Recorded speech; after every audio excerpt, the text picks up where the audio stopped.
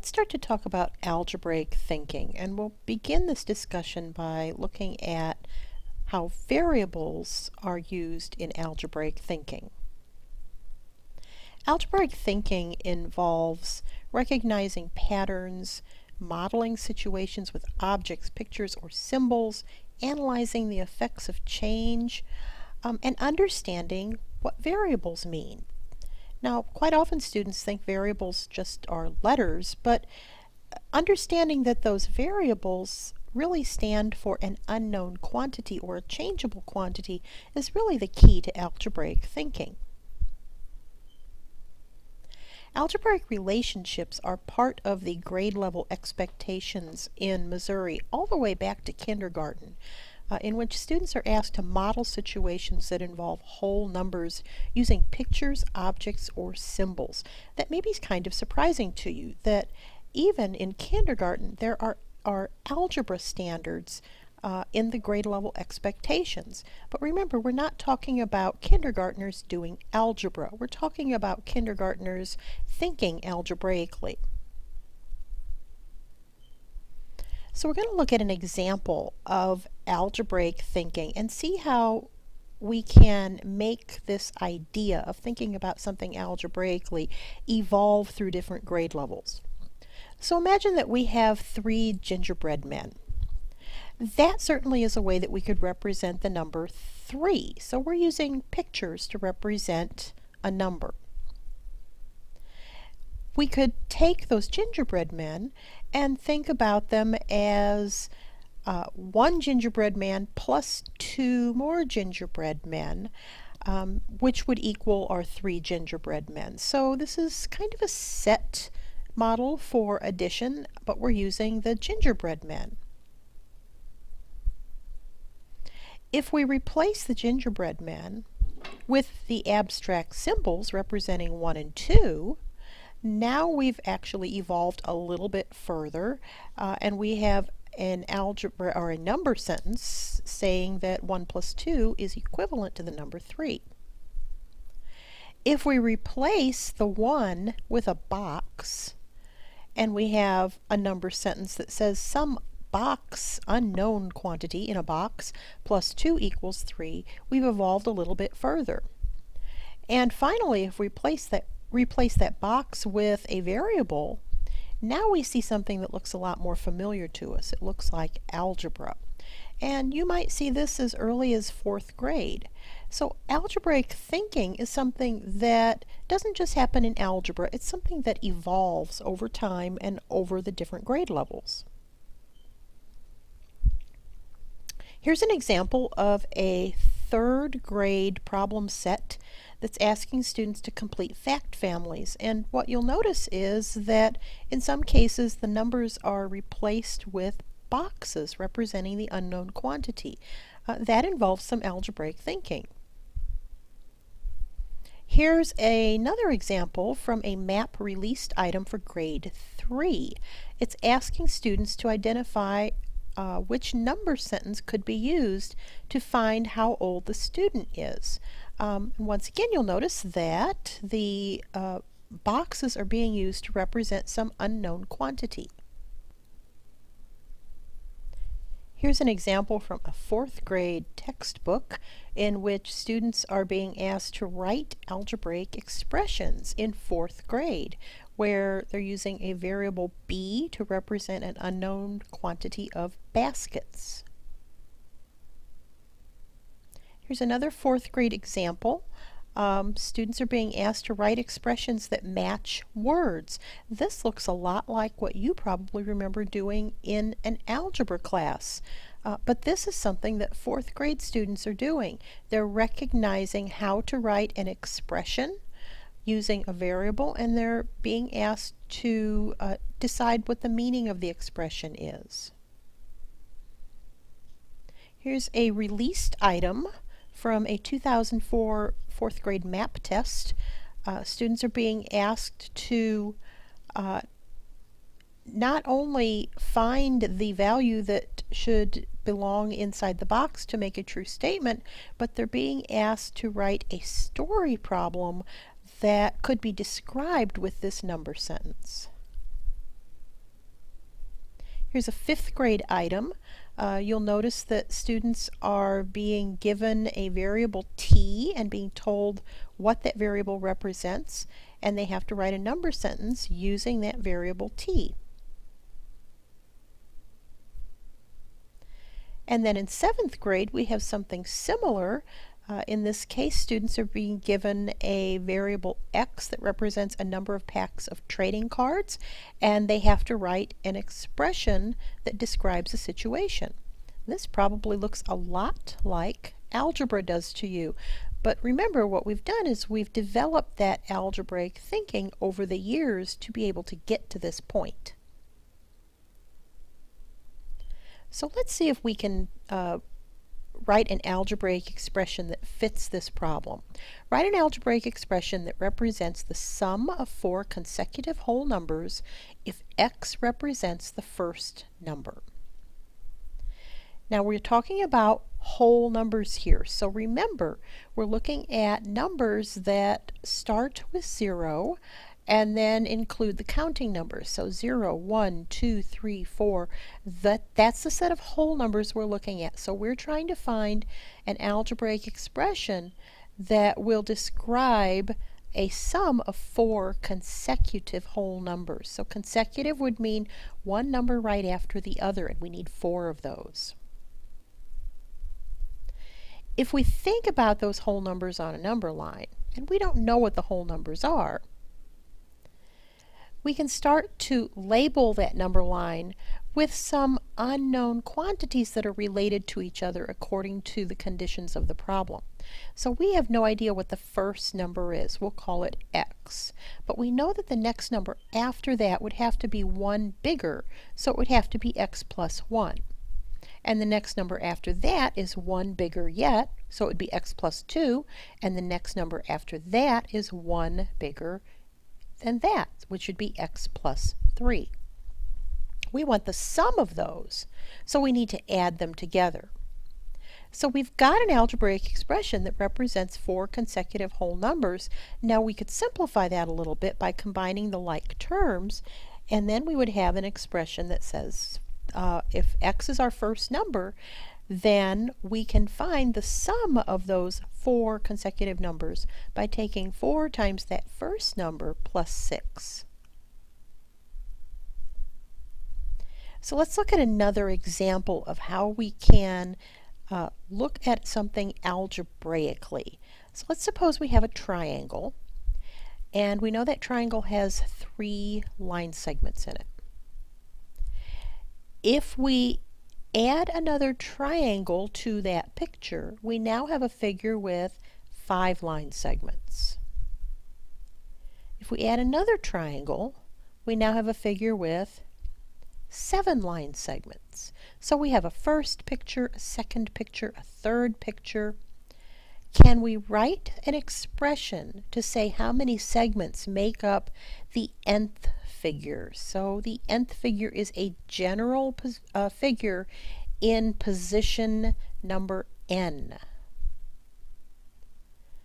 So think about how we've looked at patterns of numbers in the past.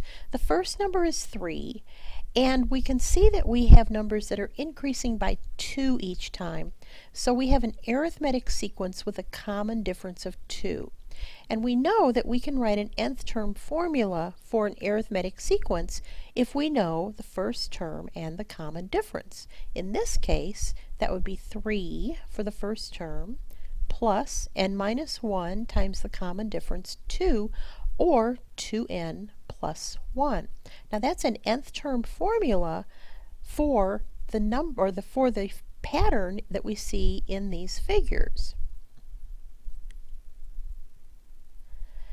So the other thing we want to talk about related to algebraic thinking is equations and what equations really mean. So specifically, what does an equal sign mean? We know that an equation has an equal sign, but what does that equal sign really mean? Quite often students think that the equal sign means solve the problem, and that's not really what it means. The equal sign is telling us that the value on the left side of the equal sign is equivalent to the value on the right side of the equal sign. So if I would replace the 3 with a box, what I'm saying is that whatever the value is on the left side, whatever 1 plus 2 is, that same value has to be represented on the right side. So the equal sign doesn't mean solve the equation. It means tell me a relationship between the left side and the right side of this equation so that the values would be the same.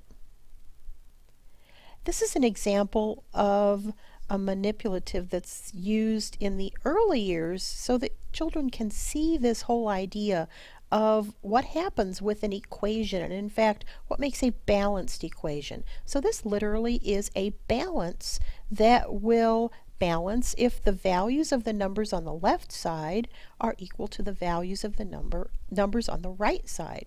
So students can get a hands-on experience of what it's like for something numerically to balance, to have the same values on both sides of the balance scale.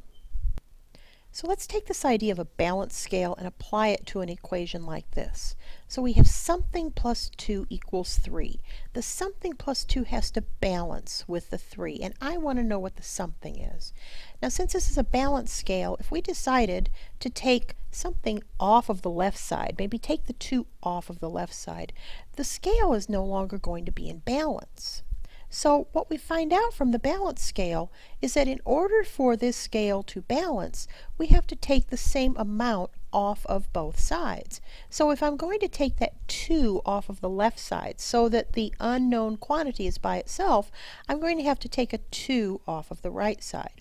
Now in order to do that, I'm going to have to think of the 3 as 2 plus 1, and then I can take 2 off of both sides of the scale.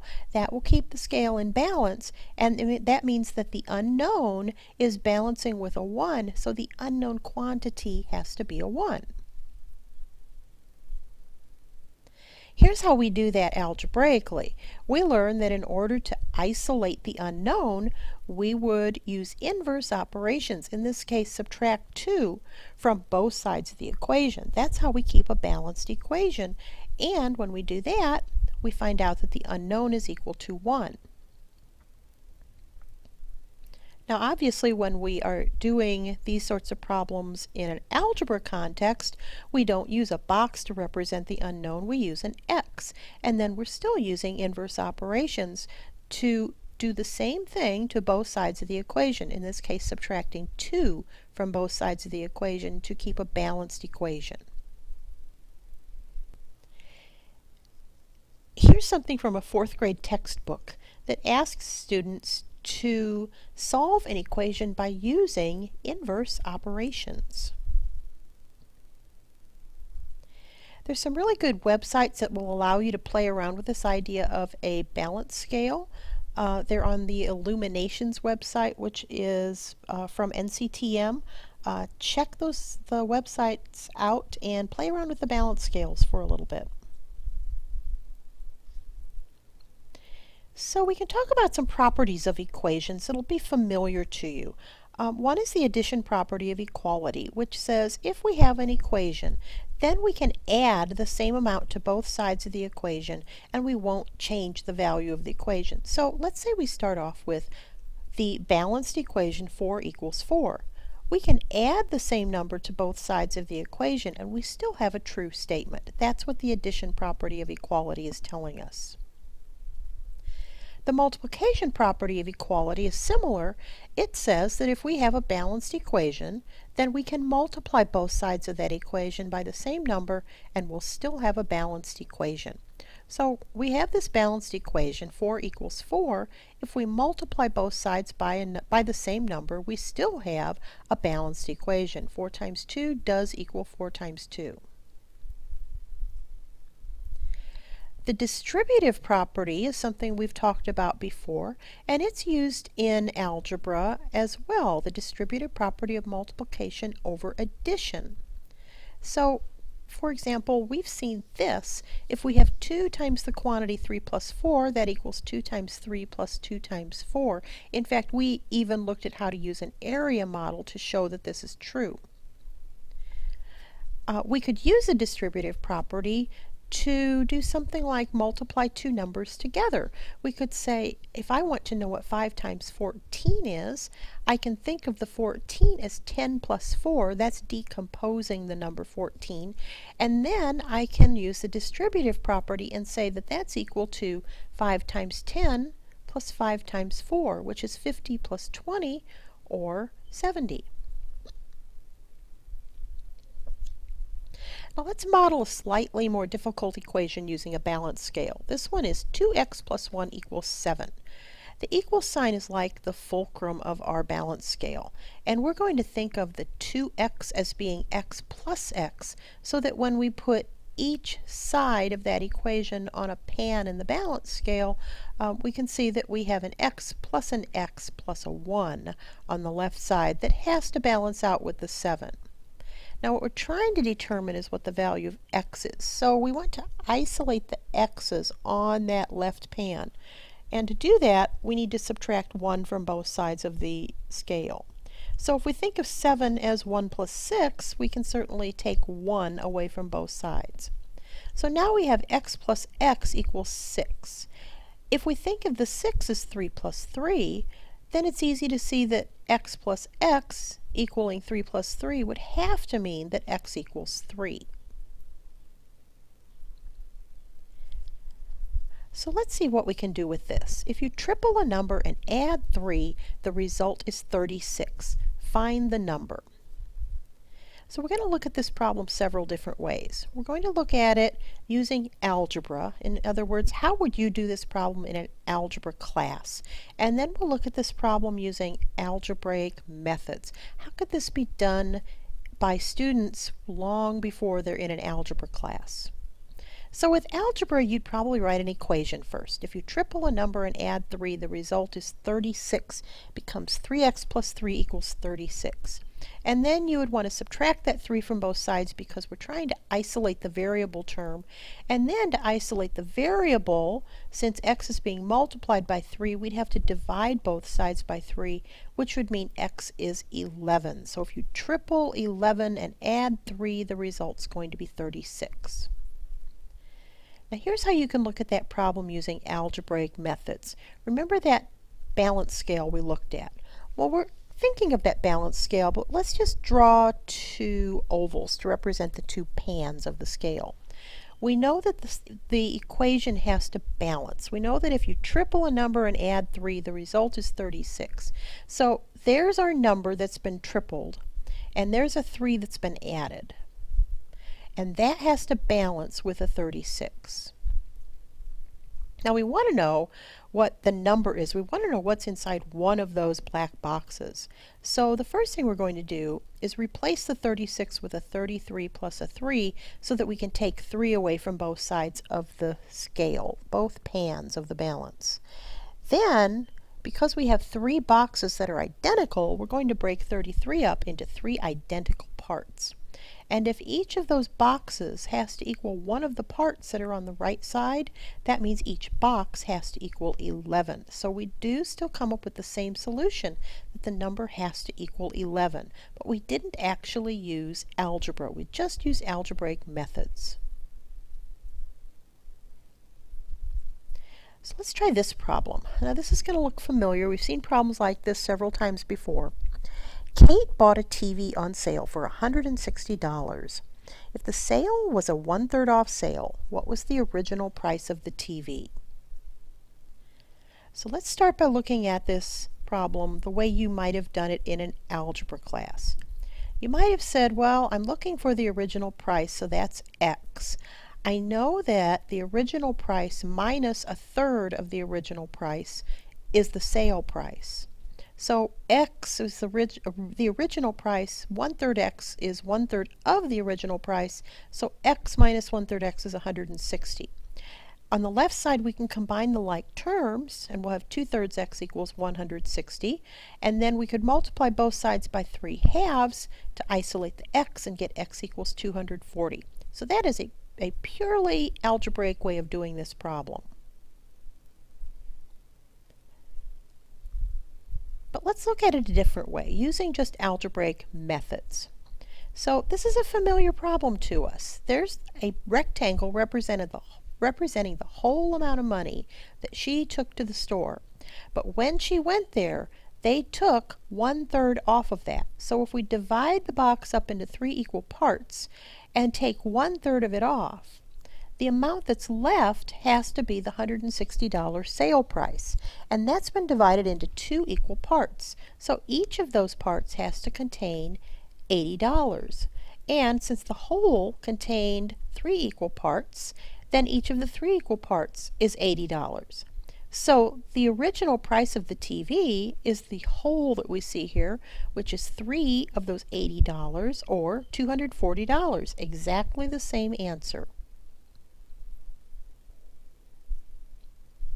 Now let's try one more thing. This is just kind of a fun thing to do that's going to show us where some of those things we use in algebra come from. So what I'd like you to do is write down any 3 consecutive numbers.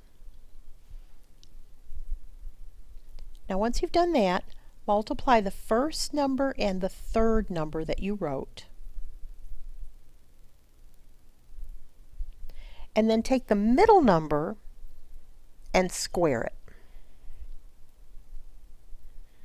Okay, so you should have 3 consecutive numbers. You've multiplied the first and third numbers and you've squared the middle number. Do you notice anything about the numbers that you've got? Well, let me give you an example. What if you picked 5, 6, 7? Those are consecutive numbers.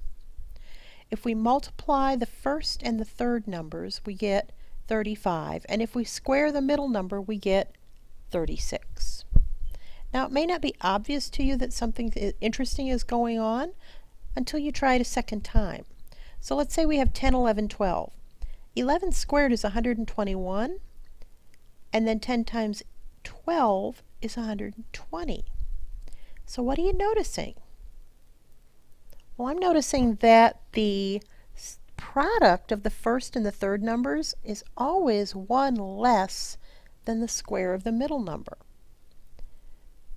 So if that pattern holds true, then we can generalize it. If the middle number is something we call n, and then the number before that is n minus 1, and the number after that is n plus 1, then we could say that the square of the middle number is n squared, and the product of the outside numbers is n minus 1 times n plus 1.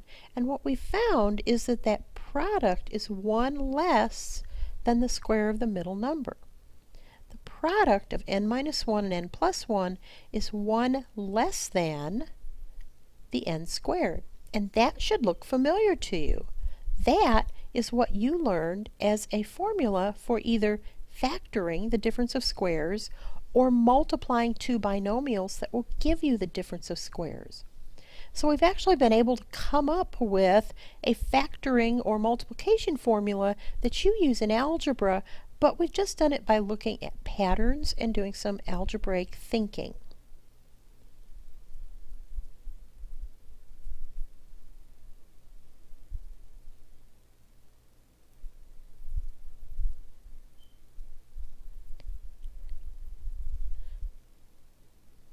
So that's a look at some variables and some algebraic thinking with variables.